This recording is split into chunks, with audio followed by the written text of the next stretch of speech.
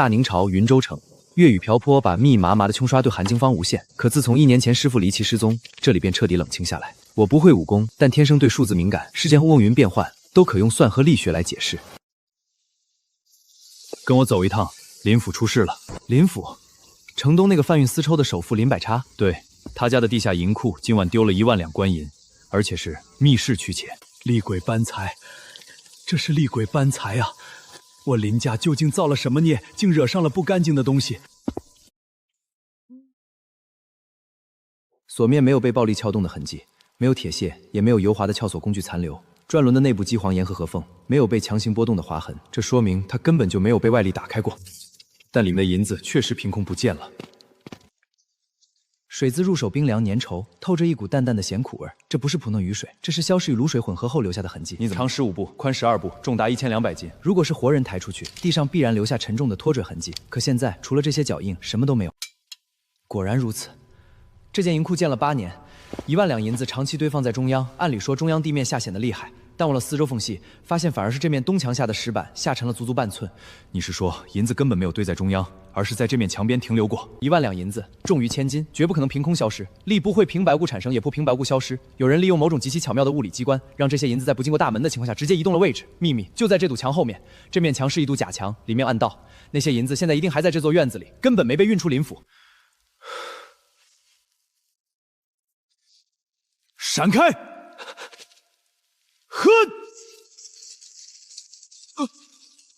真的有夹层，这小子神了！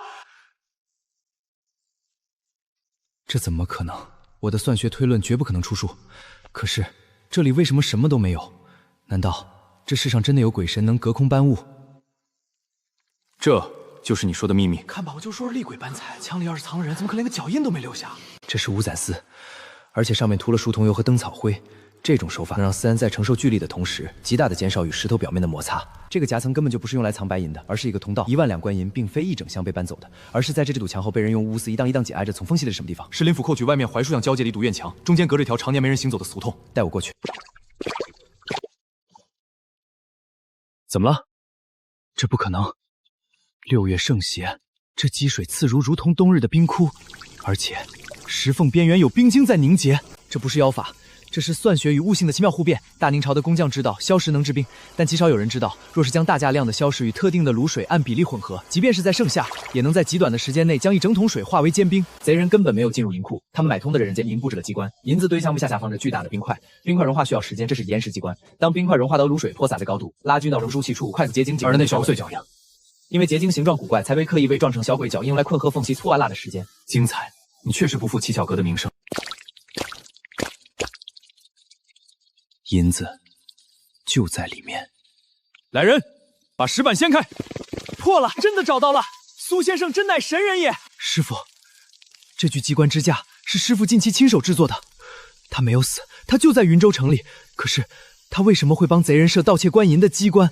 那些血迹又是谁留下的？不好，调虎离山！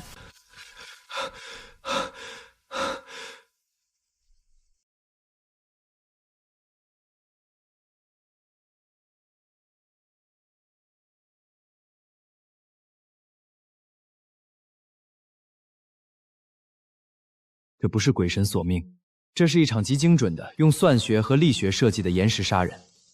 那是一个底部有孔的木桶，里面原本装满了水，钨丝一头绑在木桶上，通过房梁上的丸另一做成活套，事先隐藏在太师椅靠背里。凶手借端茶倒水，悄悄将活套套在了林老爷的脖颈上。桶里的水一直在固定速度流失，那声哨鸣根本不是调虎离山，那是提醒凶手水快漏光了。这块青石板早就被人调包了，表面用极细的刻刀提前挖出旋楼形状的微小引流槽。林老爷遇害后，鲜血滴落在中央，血液顺着这些看不见的细槽自然淌，最终填满整个图案。这在物理上，液体表面张力与毛细现象，根本没有鬼，只有极其了解林府地形且精通机关算术的内鬼。这块青石板早就被人调包了，表面用极细的刻刀提前挖出了形状的微小引流槽。林老爷遇害后，鲜血滴落在中央，血液顺着这些看不见的细槽自然流淌，这在物理上叫做液体表面张力与毛现象，根本没有鬼，只有极其了解林府地形且精通机关算计的内鬼。秦大人，枯井底下的那个固定冰块支架，我师傅做的。我在井底看到了奇巧阁的秘籍血迹。苏决，你知道白当你在说什么吗？你失踪了1年，我现在他属出现失窃官银的案发现场，更不会保你，我们可以把你当成同党抓起来。秦大人，我比你更想弄清楚我师傅到底在哪里，这蜃楼又是个什么东西？你是个聪明人，苏决。我相信你不会拿自己的命开玩笑。既然你师父卷进来了，这件案子你就不能置身事外了。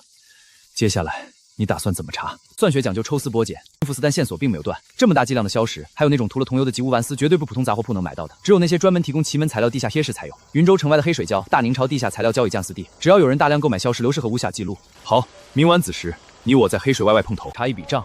最近半个月，谁在你这里买过大批量的硝石和极品乌丸丝？要能承受千斤之力的那种。这位爷，千金堂的处处不问去向，10两银子不够买我这块招牌的。掌柜的，这瓶王水算是我的一点心意。王水，3日前确实有个人买走了50斤硝石和3丈乌蚕丝，出手极其阔绰，连价都没还。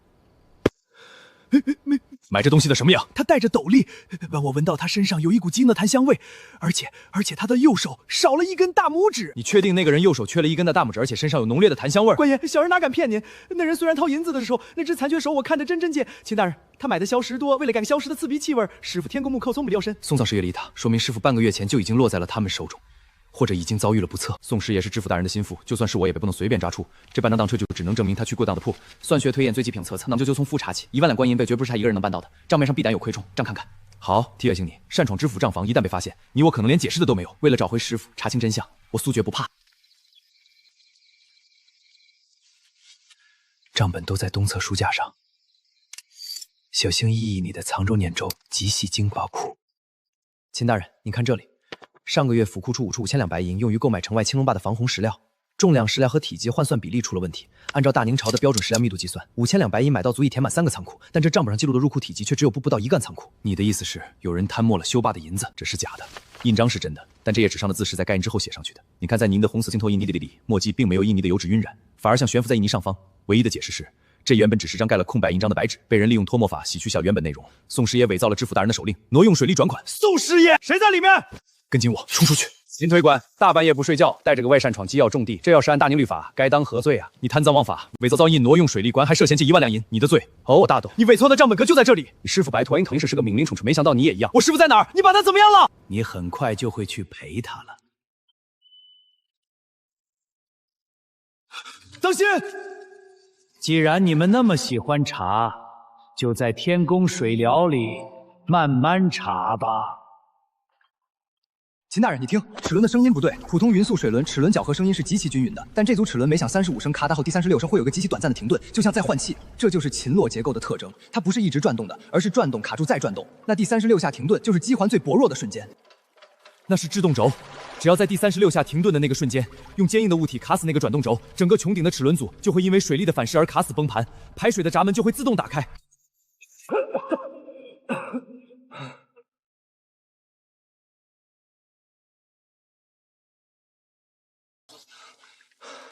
这才是真正的生门。走吧，宋师爷把我们扔进这里，绝不会想到我们能活下来。这条暗道一定通向他隐藏秘密的地方。秦大人，这不是简单的贪墨，这是一个局，一个丧心病狂的屠杀之局。宋占尧用劣质的泥沙替换了修坝的防虫石料，最近连日暴雨，青龙坝根本承受不住激增的水位。现在是什么时辰了？我们潜入衙门时是子时，算上在水牢里的折腾，现在至少已经是卯时，天快亮了。不好，外面的雨还在下吗？如果雨不停，青龙坝今天就有可能溃坝，我们必须立刻赶去大坝，转移大家。还有多少时间？最多1个时辰。龙骨位置的承重已经达到极限了，那道裂缝就是崩塌的先兆。一旦江水彻底渗透进去，整个大坝就会像泥块一样瞬间解体。秦大人，你身上带了多少火药？大宁朝对火药管控极严，我身为推官，随身只带了3枚联络用的震天弹，威力不够炸开山石的。足够了，不是用来炸山，是用来炸点的。那是鹰嘴岩，它的根部因为常年的风化已经非常脆弱，这叫杠杆受力点。将震天石安在鹰嘴岩最脆弱的根部夹角，引爆后那块重达万斤的巨岩会断裂砸下，利用自由落体的重力智能，正好砸在分割江水与峡谷的那层薄弱岩壁上，以石破石，强行分流。主坝骤减，我们争取到更多时间。只要江水被引流到右侧峡谷，主坝的压力就会骤减。但这有个极其致命的风险。安置祸妖的地方距离悬崖边缘不到3尺，引线燃烧的时间只有10个呼吸，引爆的人很可能来不及撤离，会和岩石一起坠入江水里。我去，大宁朝的律法护不住百姓的命，但我秦陵的刀可以。如果我没回来，带着图纸回云州去找巡抚大人，一定要把宋师爷和那群畜生绳之以法。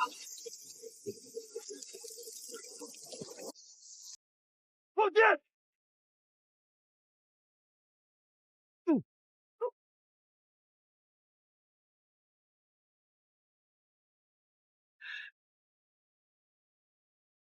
给我动啊！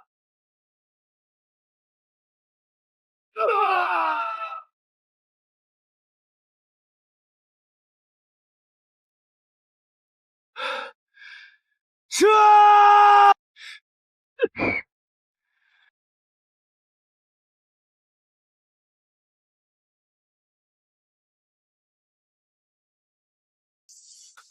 守住了，我们守住了。你小子的算学，大明朝律法护不住百姓，比我的算学也护住。只有你我联手，才能把天捅破。秦大人，青龙坝决堤只是他们计划的第一步。密令上说，无论大坝是否溃溃，只要连日导致水位高涨，他们就会在天午时于云州城龙王庙举办一场盛大的龙王法会。宋上尧会以知府衙门名义召集居全城富商百姓，散布谣言说龙王发怒要水淹云州，唯有将那失窃的1万两官银作为祭品，并号召全城百姓捐出家产铸造金身，才能平息神怒。密令最后写着：若有不从，以天火焚之，以儆效尤。从这里骑马回云州城，快马加鞭，至少也需要1个半时辰。我们根本赶不及回去阻止他们，走旱路确实来不及。水流的速度比马快得多，从这里顺流而下，借助洪峰的卢速，半个时辰就能直达云州城下。苏决，你疯了！这么湍急的水流，下面全是暗礁漩涡，我们没船跳下去就是十死无生。我们有船，原木密度小于水天然具有的浮力，用麻绳并排绑紧。利用吃水线受力面的原理，就能做成极其坚固的简易木筏，比不动抗撞击。怕吗？怕算错，更怕那些相信了鬼神的百姓落得家破人亡。那就走。抓紧！那是什么？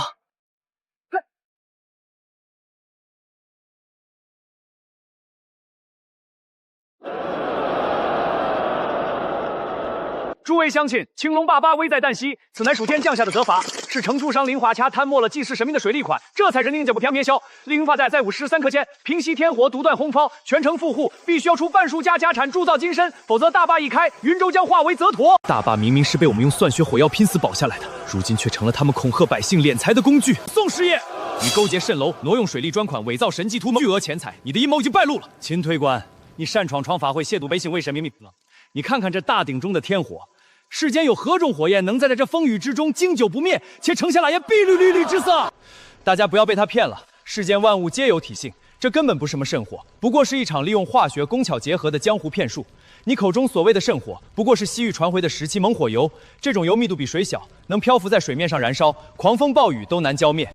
台下藏了压力油舱，通过铜管送入鼎中，绿色火焰更加着丹，火焰自然转绿。宋师爷在猛火油中掺杂了孔雀羽云粉与铜屑，这在工匠当中不过是入门的变色长挑开。秦大人，用你的动刀断了你油管便知。骗子，他是骗子，还我们的血汗钱！苏决，你确实聪明，竟然能用这些偏门左道照的破了我的局。但你算漏了一件事，沈楼要拿的东西，从来没有拿不到的。那你们就这场从龙王会陪他葬，就给这座龙王庙定吧。站稳！这次比水牢的规模大了何止10倍。不要慌，往广场外侧的空地跑，避开高墙和牌楼，把围栏推倒，快！百姓们如同决堤的潮水，顺着缺口向外狂奔。想抓我，下辈子吧！休走！地道里极其潮湿，空气中弥漫着土腥味和青铜生锈的味道。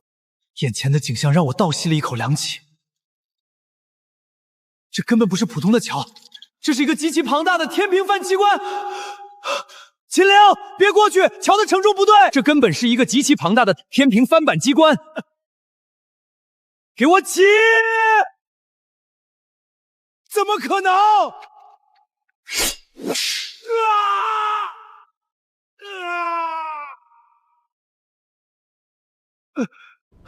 苏决，过来，这里显然是蜃楼组织在云州城敛财的地下总库。你完了，宋丈部，人证物证俱在，你挪用工钱邪教诈骗的罪名，足够大宁朝的陆法判你流放3000里陆路。你们根本不知道蜃楼真正的图谋到底有可怕。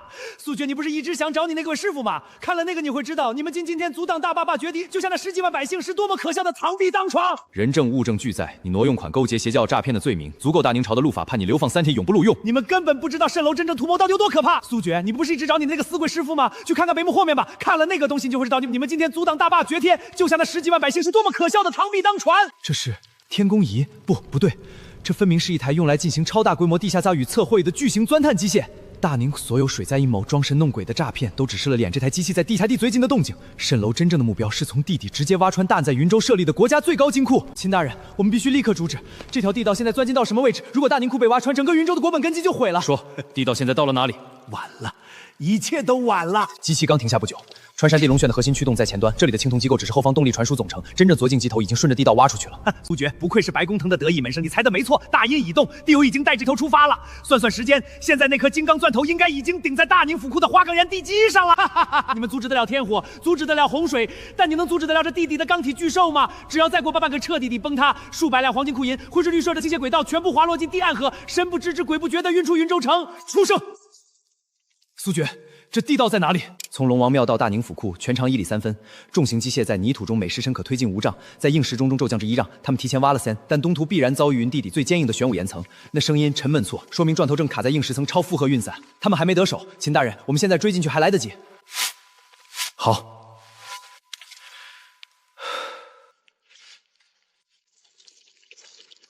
等等，前方有机关，这是割线阵。我师傅以前用来防范盗墓贼的设计，这些乌缠钢丝极易锋利，在重力击拳的拉扯下，一旦被肉体触碰，瞬间能将人切成碎片。而且这也是他们留下来防范追兵的死穴。能破吗？如果是在外面，给我半炷香就能拆掉机箱，但在这么狭窄的空里，我们连头都困难，根本够不到控制枢纽，不能拆，只能硬闯。算学里有一个概念叫做空间余量，这些钢丝看似密集，但为了让机器后方的物料流通过，设想必须符合不规则色变形天布，在钢丝交错瞬间，必然存在一个由力学平停点构成视觉盲卷。听我指挥。秦大人，你的身形比我魁梧，必须将全身骨骼和肌肉收缩到极致。前方第一组钢丝，左侧留空7寸，右侧留空5寸，你必须侧身45度，先将左肩探过去，然后顺势滑行，往前3寸，停，收腹。对，就是现在，就是现在，向右扭动胯骨走。过了。机器到极限了，他们要强行炸开最后的玄武提层，不好，地道要塌了！趴下！死不了，但这地方撑不了多久了。刚才那声爆炸不仅炸碎了前面的石头，也把这进地层的受力彻底破坏。我们快，我们必须快！通道没完全塌死，快走！师傅，苏爵，谁让你来的？快走，离开这里！精彩，真是不请自来的稀客啊！秦推官还这位苏小先生，本座本以为你们现在应该在天宫牢里化为枯骨。却没想到你不仅破了我的天火法会，竟然还一路摸到了这里。你勾结就是知府衙门，贪墨水利，盗掘国库，其罪罪当诛九族。哈哈哈哈！诛九族！哈哈哈哈！秦陵，你看看你的头顶，大宁府库的花岩地基已经被本座的地龙旋彻底钻透。这台机器再次开动，上面的百万库银就会像泥沙一样溜进我们预设的暗河。到时候本座富可敌国，在这天下大乱之际，谁诛谁的九族还不一定呢。你机关算尽，但你算错一件事：玄武岩是天下最坚硬的石头，你的金刚钻头在高速摩擦下，已经由于温差过大产生了应力脆化，现在钻头已经卡死在岩缝里了。只要你强行开动，整台机器就会在瞬间分崩离析。白大师，看来你这个徒儿确学到了你不少的本事，难怪你这几天废掉自己的一根大拇指，也拒绝为本座调整钻头的受力差速。穿山地龙旋的空出之枢纽在真天百合的百穴，那里有一个双重能让它停下来，否则大坝的余震传过来，这里会彻底塌方。老东西，闭嘴！既然机器要到极限了，那本座就用这最后的力道，送你们和这个腐朽的大宁府库一起上路。拦住他，别让他靠近大印控制台！苏爵，看准你的死穴，剩下的交给我。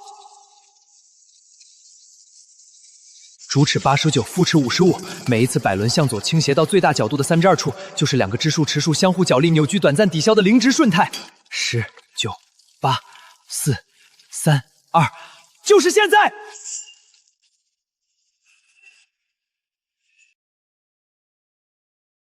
什么？你的戏演完了，天尊。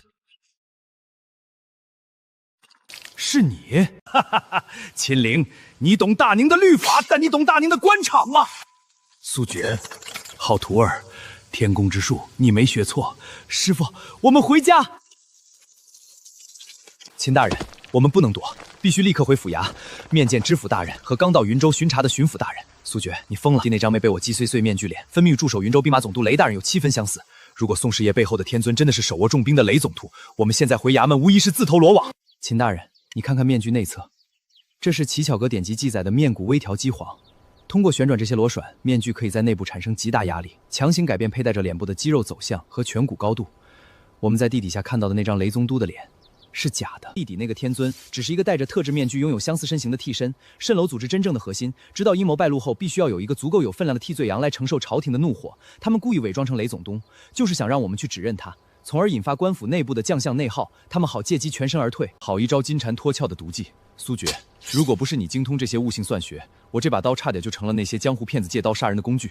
你说的对，我们大宁朝的官场容不得这些江湖骗子泼脏水，我们这就回衙门，当着巡抚大人的面，用证据洗清一切。推官秦陵擅离职守，伙同平民苏决，引发龙王庙塌方，你们该当何罪？巡抚大人明鉴，这秦陵和苏决才是真正的反贼，他们在地见到的天尊正是雷总督。雷总督本都武士一直北门迎候巡抚大人，城中数千将士皆可作证，岂会出现在地底？大人，他们有妖妇，有替身。草民苏决，乞巧阁学徒，精通算学与悟性理学。草民有物理铁证可证雷总督清白，亦可戳穿宋之月的谎言。你一个工匠学徒，懂绳上来。诸位大人请看，可面临一种挤压脸部骨骼，强行改变容貌。地底的天尊正是这种工巧之术，故意将容貌微调成雷总督的模样。更重要的是物理的密度与重力铁则。宋师爷，你说雷总督是天尊，但那天从2丈高的控字台跃下，落地声轻功极其了得。雷总督乃我大宁朝一员猛将，常年身披重甲，骨骼密度于常人，体重至少在200斤以上。这等体量，在不借助任何外力的情况下，从2丈高处跃下，即便内力再深厚，地面的青砖也必然会因为重力潜能的压迫而产生轻微的裂痕。但这块青砖正是那天尊落脚之处，它完好无损，这在物理学上绝对不可能。那名匪首的真实体重最多不超过130斤，他根本就不是雷总督。这是宋师爷利用脱墨法伪造知府大人印信，挪用水力转款的物理实证。只要用皂基水轻轻擦拭纸张背面，原本的之数字便会立刻显现。来人，将这等祸国殃民的逆贼宋主簿以及龙王庙参与诈骗的妖道全部打入问斩，查回追回所有被骗，明指明告。秦陵、苏决，你们人揭破阴谋，保全大宁府库和数十万百姓，大功一件。师傅，大人，地下的那台机器虽然停了，那是双子机械，穿山地龙旋，还有一台正在成像，还有一台大宁西仓，还有西城墙的根基。雷祖都，本官赐你临机专断之权，立刻调集督标营全部精锐，封锁行动全并擒吞大获秦城城前拦下第2台机器。苏先生，西城占地极广，民房错落，我们若是一处处去挖，无异于大海捞针，可有办法在不惊动对方的情况下，精准定位那台机器的位置？盲目挖掘绝对来不及。大人，我需要3尊口径2尺、肚大底沉的青铜大瓮，以及3面最好的熟牛皮，3斗淘洗干净的细海沙。只要给我这些，我就能让地底下的那条隐形毒色自己现形。声音在大地岩层中的传播速度是一条铁律。甲点，震动到达，记录时刻。乙点，震动到达，凤幅增大。找到了，就在老刘头烧波的地下酒窖，那台机器距离西城墙的整筑墙基只剩不到15丈的距离。大宁鹰犬来得太晚了，天尊有令，地龙翻身，云州脏灭，哪怕你们杀了我们，这台机器也停不下来了。苏决，空中看匪刚健死了，用外力根本拔不出。雷祖都，让你的人撤出来，快！秦大人，用你的内力把所有的石柜滩震碎，投入冷仓。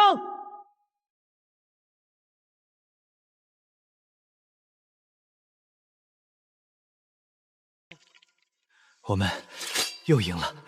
苏先生以凡人驱运天宫奇巧，生生挽救了我云州城防与数十万大队的军粮。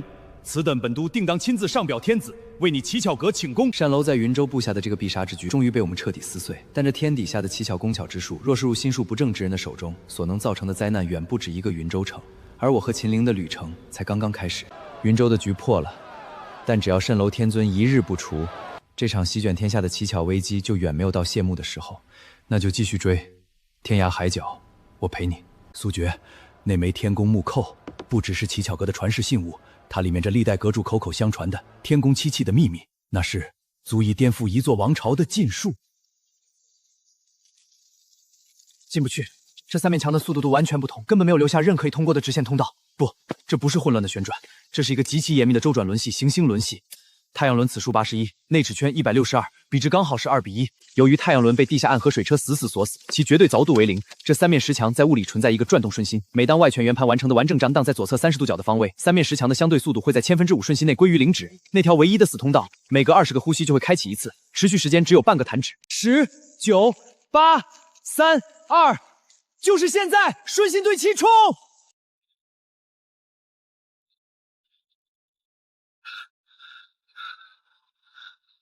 不好，是角龙连弩车。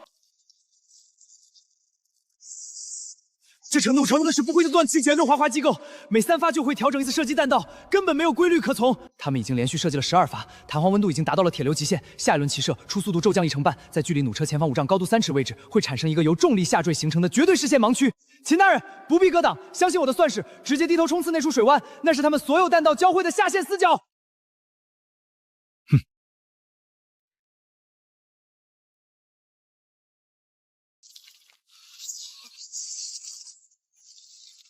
怎么可能？这不是人力或蒸汽能触及的领域。这些打鬼的精密程度远超川地龙选。在这西南黄山的地深处，蜃楼究竟在用大宁朝七巧技术唤醒一个怎样足以一倒颠倒乾坤的东西？不管是什么，既然找到了路，那就走下去。这下面是一个天然的地下热泉风眼。蜃楼利用了我师傅设计的变差速扫轨，在下面建造了一个巨大的气压活塞泵。那些声音不是怪物，是巨型风车与蒸氙砖在抽取地底热能的动能轰鸣。他们想用这些地能做什么？重力、热能、高压，这3种结合，在七巧中可以揉炼出大宁根本无法锻造的玄铁钢。更可怕的是，如果他们将这热能强行导向西城的黄土断层，整个云州城会在一夜间沉入地底。那便走这一遭。抓紧铁来！用武功拦捕他！秦大人，看铁笼正中央的顶轴，那里有七巧格的飞锤调速器。当铁笼下坠速度过快时，飞锤由于离心力外张，会通过联动滑块强行压迫两侧的青铜刹车蹄，咬死臂背上的金刚凿狗。但刹车被铁屑卡住了，滑把下不去。秦大人，用你的内力震碎那个铁叶，但绝对不能破坏主轴的平衡。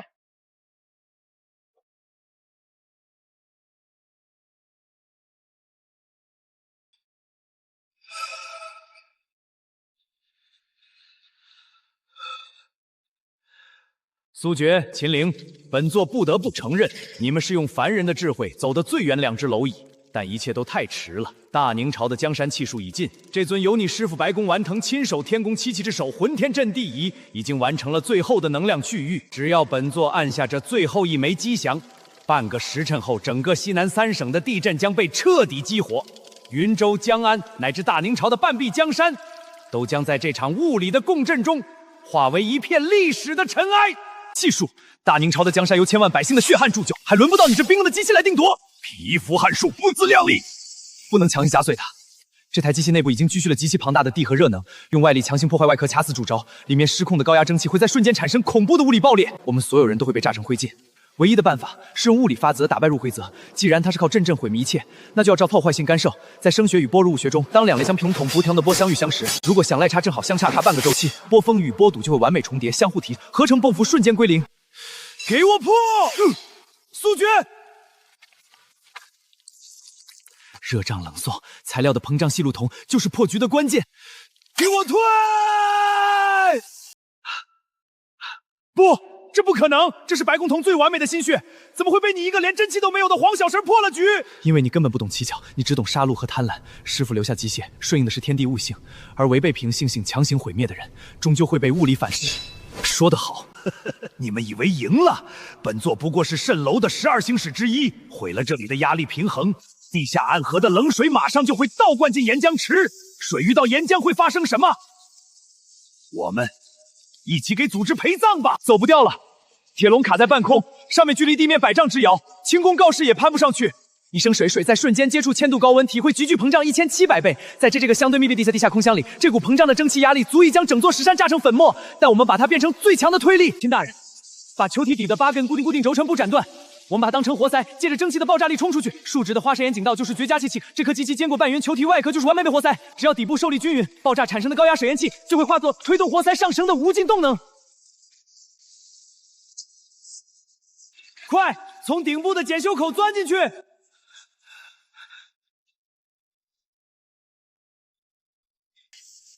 动量定理，冲向等于动量的改变量，推力远远大于重力，我们被发射出来了。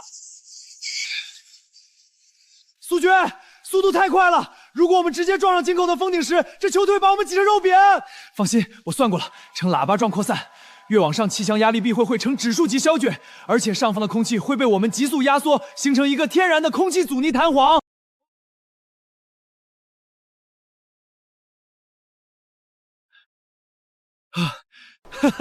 徒儿，你用物理则破了浑天阵地仪的共振，为师很欣慰。你没有堕了七巧阁的名声，但蜃楼潜伏数十年，不仅抢走图纸，还抓走了全国各地最顶尖的工匠。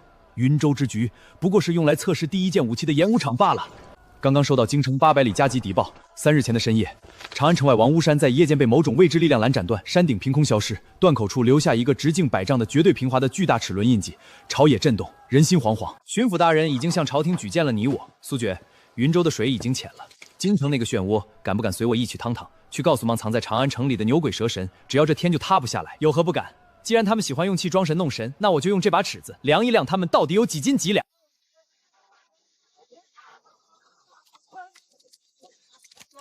天子脚下，流言猛于虎，必须立刻去翠微峰。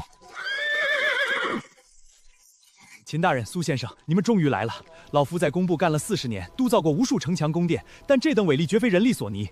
朝中有大臣上奏说是天罚，请求天子下罪己诏了。严大人，大自然里没有绝对的直线，但这切面在放大数十倍后，能看到无数条极其细密、同心圆弧状平行切色纹路。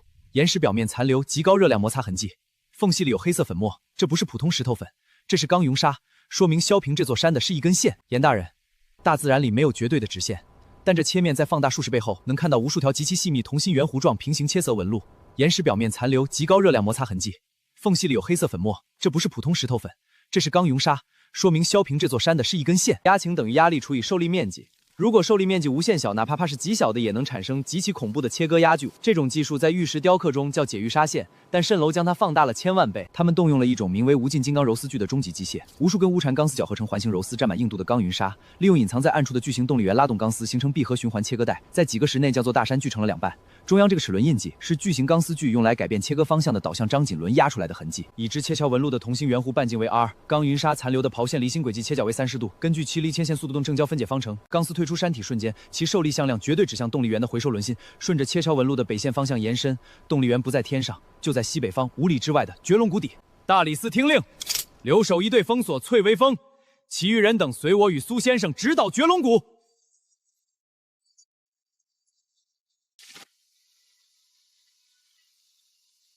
太安静了，有诈！云州一别，苏小先生算学惊人，本座深感佩服。翠微之段不过是出道经送给大宁朝天子的一份见面薄笔，亦是给齐巧阁最后传人的一道考题。你虽算出了机器的位置，但当你看到这封信时，机器内部的9宫水银爆压阵已然启动，京城的这盘大棋才刚刚开始。若不能在半炷香内破解此阵，这绝龙谷便是你们的葬身之地。落款：蜃楼七杀星矢。水银在上升。七杀星信上说这是9宫水银爆压阵。找到了，这是物理学中的流体连通器。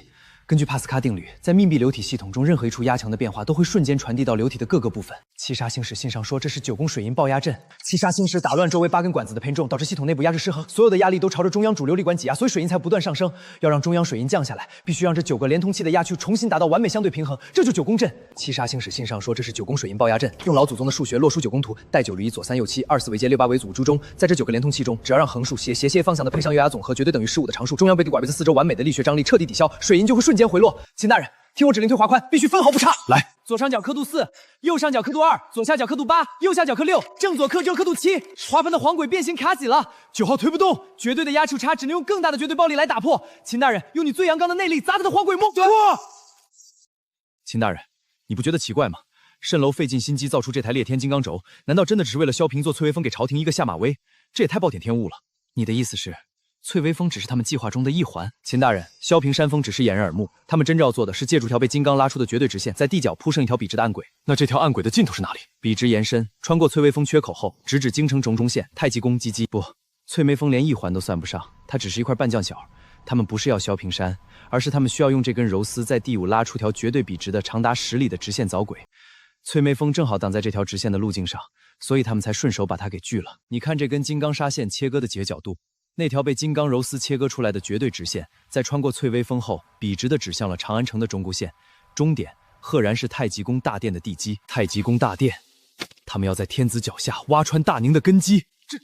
这主柱被锯开了1/3，圣上和百官此时就在这根柱子的头顶正上方，只要这根柱子一断，整座太极殿就会在瞬间发生结构性崩塌。不能用刀砍断这根钢丝，动能守恒。这根钢丝现在承受了数万斤的机械拉张应力，弹性助能积聚到了极限。如果你一刀砍下去，瞬间刚释放的巨幅弹击波会化作一柄力大无穷的钢鞭，瞬间将已经受损的汉白玉竹柱彻底抽碎。那怎么办？难道眼睁看着它继续切下去？蜃楼的七杀星矢故意没有一次性把柱锯断，因为在材料力学中，这种尖锐的微切口会引发极致命应力的集中效用。原本均匀分在整根白玉柱上的数十件柱重力，在遇到这个切口，所有力学流线都会做最切发生急剧挤压、弯曲，切口尖端半径趋近于零。只要再有一次轻微震动，整根柱子就会瞬间崩断。应力集中系数已达到恐怖数值，即使这根钢丝不再继续拉锯，只要上面太极殿内百官走动跳舞产生的微小震动波传导下来，就会让切口尖端的应力心数超过花岩林间断裂韧性。一旦越过这条死线，白玉柱就会发生毫无映照的促性断裂，整座大殿会在半个弹指内彻底陆沉。2个步骤，第一，必须立刻向切口内部施加一个反向的应力补偿，把尖端的应力给顶回去。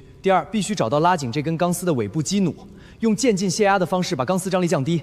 秦大人，用你的内力把这3枚红铜掐子精准打入巨缝缝最深处。红铜材质偏软，具有极佳的虎性形变能力，它能像水一样填满切口的尖端，强行增大区域半径，将应力基因子降下来。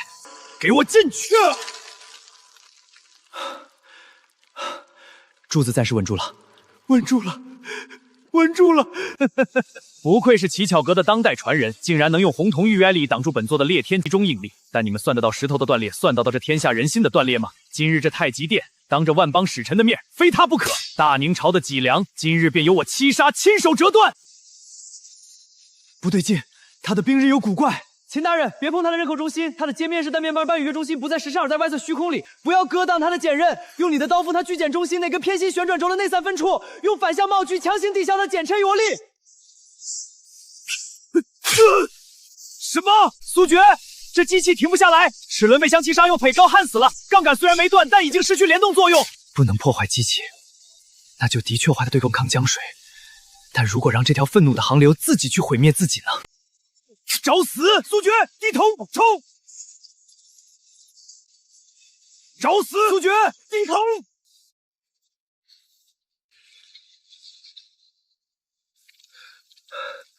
动力源彻底断绝，太极殿保住了。苏邪，你确实碎了天下力学，但你终究算漏了人心。你以为破坏了地底的暗鬼太极就安全了吗？真正殿的7器之第2器，此时刻已经摆在当今圣上的龙案之上了。百官答应开义皇帝，马上就要变成我蜃楼的掌中玩偶了。哈哈！皇上驾崩了！脉象全无，心音已绝，臣等该死，臣等该死啊！大理寺司职秦陵在此，谁敢妄动，杀无赦！是喀拉比图形，这9面上形成的柱图案证明空就中正充斥着一种极其强烈的人耳根本听不到的震动波，是次声波。在声学中，声音的本质是空气的震动，当震动频率低于224，人无法听见，叫次声波。人体内脏特别是心脏都有一个固有的物理机械共振频率，大约在7到8赫兹之间。这尊根本不是什么香炉，而是一个极为精密的机械次声波发射器。它利用内部燃烧香料产生的热气流上升驱动暗藏片，使其产生特定频率的空气震荡，与皇上的心脏产生器官物理共振。心肌在短时间内承受了恐怖机械负荷，导致了周通假死。那皇上还有救吗？心跳刚刚停止，大脑还没缺氧坏死，这临床假死，只要打破共振，立刻进行心脏按压，就能把皇上从鬼关拉回来。根据汉姆伯斯共振原理，一个带孔空腔的共振频率取决于声速、开口空腔体积以及开口通道长度。要想改变这顶的次声波频率，最快方法就是强行改变它空腔体积或开口面积，液体瞬间填满共振空腔，共振条件被彻底破坏。不可触碰龙体，滚！次声波停了，太医快让开！人体的心脏在悟性学中就是一个布满了单向阀门的容积式液压泵。指压泵从外部施加一个规律的符合流体动力列节拍的机械按压，就能强行重建体内的旋循环压力差，重新激活心脏，起爆窦房距的生物电信号。1、2、4，快动啊！给我恢复液压差！脉象平稳，心跳恢复了！天佑大宁，天佑大宁啊！皇上万岁万万岁！快动啊！给我恢复液压差！脉象平稳，心跳恢复了！天佑大宁，天佑大宁啊！皇上万岁万岁万万岁！全军戒备，刀出鞘，弩上弦。大理寺的动作挺快，不过你们来的正好。皇帝老儿没死成，算他命大。但只要我手底下流氏这条桥再运转半个时辰，生产出的3万颗开花雷就足以把大宁朝的10万禁军炸成漫天碎肉。这天下终究是要在炮火中重塑的。狂妄，给我拿下！欢迎来到本座的无人工厂。苏决，人力挡不住，怎么停下他们？用机械死点，曲折滑环机构曲折连杆贡献时，无论水轮扭矩多大，滑环切向力为0。秦大人，断锤升到最高的死点瞬间，侧向力引发巨连区失上，形成绝对中可。侧向力引发连杆区自抗，给我断！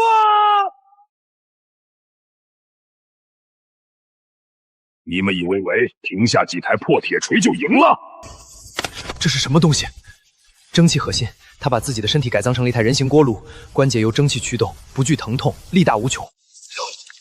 这家伙全身上下都是玄铁与金刚浇筑，内力大半被机械传导到地下，凡人的拳脚伤不到他的核心。不，只要是蒸汽机械，就有他的热力学极限。他的动力源温度至少在400度以上。高金刚在极高内压下正产生致命的热膨胀形变。人力的确碎他的铁甲，但大自然力量可以。当一个处于极高温度金属壳体突然遭遇极限低温时，会发生极其恐怖热冲击。急剧的温度骤降导致外层金属瞬间收缩，而内层保持膨胀。这种非均匀形变会在壳体内部引发毁灭性的双轴约束热应力。当温差超过400度时，瞬间产生的局部热性力将远超特种钢体的屈娃强度韧性极限。这在工艺学中叫恶性冲攻，它会自己把自己撑碎。秦岭降效王，呵，给我起！就是现在，恶性惨化，热灵力已经超过屈服极限。又是破军法则，但蜃楼的星矢还有10个，这台流水栓被毁，他们必然在其他皮地方还有布局，我们还没看到真正的幕后黑手。储能飞轮转开负载，正在超速，用刀卡入去行吗？不行，飞轮每瞬间数百转。挥口柱体抗拉强度极低，再增2成转速便会离心爆裂，千斤碎片高速飞出，会引爆火库，方圆3里夷为平地。强行改变自轴轴方向，飞轮是巨大高动陀螺，杆轴向会爆发反向距极螺矩，侧向拉动主轴顶端，极螺矩将砸向轴承内壁，撕裂油膜引发干摩擦，2000度高温杀接自合，用它的洞把自己焊死在轴承里。苏决，你这个疯子！这大宁朝的江山今天真被你用算学生生拽回来了，是真理和力学。天宫七气之第3气，天动藏乾坤。他们要在乾陵埋葬整个大宁朝龙脉气运，他们调动龙脉，第3件天宫七气才是他们倾覆下一击。我们得去乾陵。你这个疯子！这大宁朝的江山今天真被你用算学给生生拽回来了，是真理和力学。天宫七气之第3气，天动藏乾坤。他们要在乾陵埋葬整个大宁朝的龙脉气运。乾陵，那是大宁朝历代先皇的皇陵，他们要动龙脉。蜃楼在云州测试，在长安长安部现在亮出了真正底牌，第3件天宫七气才是他们倾覆天下的一击。我们得去乾陵，地表有微小的减小震荡，在地底深处，有人在施加辅山体固有频率的周期性破坏定律波。山体是布满裂隙的弹性介质，蜃楼在地壳断裂带上施加符合山体固有频率的周期性应力波，利用纵波、横波传导程将构子静力击到支撑轴。一旦波动达到临界点，整座梁山会发生地震促性大崩溃，历代皇陵与周边数万百姓将被地底深渊吞噬。找到源头了，哈哈哈哈！你们终究还是来陪葬了。这尊震天破煞锤的频率已经与梁山的地脉彻底锁死，还有半炷香时间，共振力就会达到临界断裂韧性，砸碎它山体会立刻塌陷，不砸半炷香后，整座京畿北方化为废墟，这便是绝局。该死！蒸汽闸门已经被他从内部锁死了，外面的拉杆根本没用。锁链是张力波导线，秦大人在巨锤下砸的瞬间，横击左侧2根锁链的黄金分割节点，会激发一道下的孤波，这道波与巨锤撞击应力波相位差半勾起，2波相消，地脉震动归零。秦连亮，距顶端5尺7的寸处，残狼，你的阵老子破了，给我消散吧9级猛流自沉锁一起，谁也救不了。苏决，锁链，主地宫，一旦是扯他强密，始皇帝龙冠将坠入岩浆暗河，大宁朝最后的尊严。苏决，拉不住了。秦大人，看见那根玄武丸石柱了吗？在固体动力学中，高速旋转和摆动链条本质上是一个具有极高动量的陀螺系统。它满足角动量守恒定律，只要我们能施加一个侧外物力，强行改变这根锁链的摆动轨迹，让它们在甩动时撞击在那根玄武丸石柱上。一旦链条接触石柱，支柱成为新的旋转锥，摆动半径会在这弹指断崖时缩短。根据角动量守恒定律，当半径趋近于0至，链条旋转速度会发生几何次数暴涨，这叫细绳球效应。失去控制，链条会以肉眼无法捕捉的速度疯狂紧密的自动缠绕在玄武岩巨柱上。这是欧拉绞盘自火公式。链条缠绕玄武岩柱，产生巨大包角，缠绕超过3圈后，下坠重力被指数级摩擦力吞噬，数万斤拉力在传至主离离宫墙壁时归零，用蜃楼自己的动能锁死自己。苏决，告诉我怎么做？你疯了吗？这是在送死！巨锤下夹，锁链向左甩动到最大不到1/1秒。秦大人用最韬气出击地宫墙上挂着那枚2级减速青铜吊环，轰碎吊环打破力矩平衡，就所谓在巨大惯性解切力下自然偏向右侧的玄武岩巨柱。秦朗，转过来！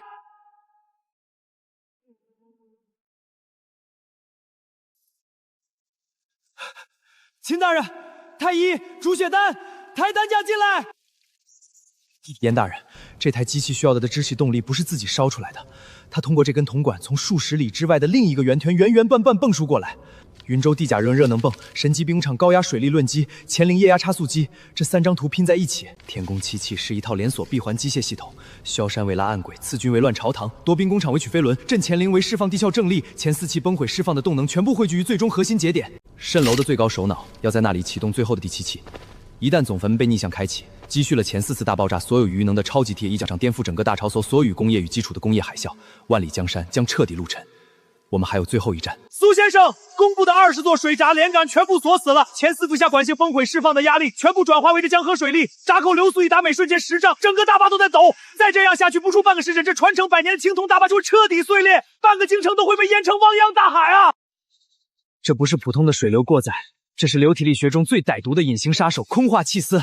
蜃楼的廉贞星矢把这个闸口的几何结构改造成了一个巨大的纹扁管，伯尼一方程，闸口收窄至流速暴涨，正压骤至饱和蒸屉压之下，水在肠胃便生成亿万个空化气泡，气泡冲出地压区，该压区时千万分之1秒内坍塌，水流以凹松速填补形成高速微射流，亿万个气泡连续爆裂，每秒数万次啃削青铜主红闸，大坝正在被活生生吃掉，不能关闸，那会让气死在半个弹指内，削断大坝根基。严大人，砸开左侧副管道上方的防眩进气阀门，往激流里灌入空气。空炮腾塌时，气泡周围的空气会做微型缓冲弹垫，吸收数万个大气压的微射流冲击，残余扬力指数级赛挂。砸！给我用命去砸！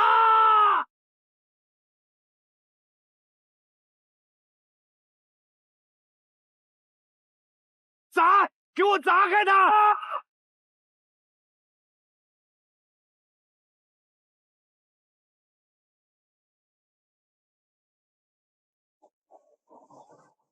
前6气能量已汇聚于万国熔金炉，大宁朝数百年积攒的真金白银，半个时辰内将化作地底熔岩，浇筑锁死京城12条经济命脉。规矩若容，天下大乱。这一次，我看你用何拯救这满城人心与黄金？大英河的水利根基全在这主控齿轮室，只要铁水流进，撤却冷却锁，全线停板。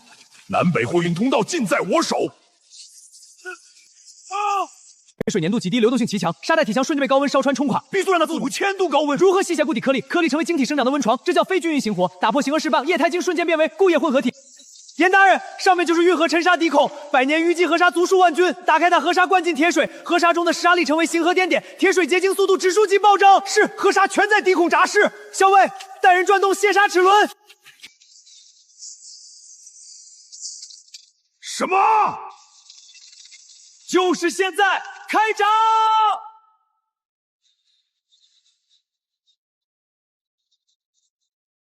你懂机关，却不懂这天地间的自然法则。大宁朝的根基，不是贪婪之徒可以撼动的。带走，交由大理寺一律严惩。物理的法则不仅能破解致命的机关，更能在这朗朗乾坤之下造福千万百姓。大宁朝的公共建神，将在正道上迎来真正的辉煌。